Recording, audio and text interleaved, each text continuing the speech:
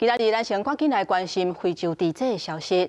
台中一间饲猪场验到非洲猪瘟病例，行政院长杜英泰今仔日讲，为了阻挡病毒传开，猪仔袂使运送、袂使抬，这个禁令会阁延长10天。也那环境部讲，目前台中市的喷会用台地的土地方式来处理。也那台中这间饲猪场敢有违反规定，已经启动调查。 台中5车确定出现非洲猪瘟疫情，台中市动保处日继续伫台中采检抽样30间饲猪场，也消毒31间。经过台中市府清查，全市168间饲猪场，其中16间是停饲状态，其他包含40个原现场检测拢是阴性。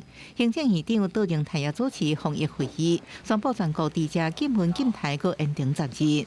在潜伏期间，除了不能大意之外， 是没有太多的异状的。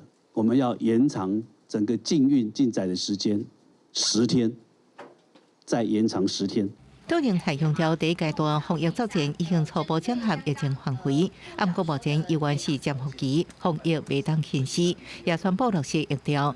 喷的成分安全有顺序加减少边境等措施，自7开始展开第2轮封查疫调。喷的处理部分会全面查验，全国435间喷的饲猪场的静止设备加过程。未来也加强查核标准，环境部也到台中文山掩埋场了解喷的处理方式。直接在他们几个地方进行直接的一个掩埋。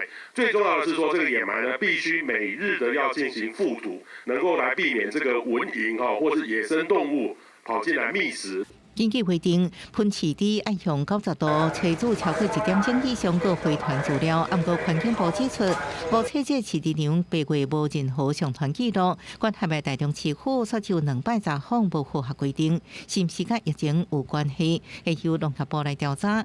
5车饲猪场也因为检验期出现11个空窗期、受质期。 市府也将这个饲猪场认为受虚来调查。我想他们的这个执行过程有没有违反相关的规定，我们已经启动调查，必要时我们会移送检调来调查。另外，非洲猪瘟检测员技术就是为5车清洁队提供的喷来的。环保局表示，喷拢是畜牧场依法标售。行政强调，未来10日会用5日做一个阶段，来拟定作战计划，佮滚动检讨，防堵疫情扩开。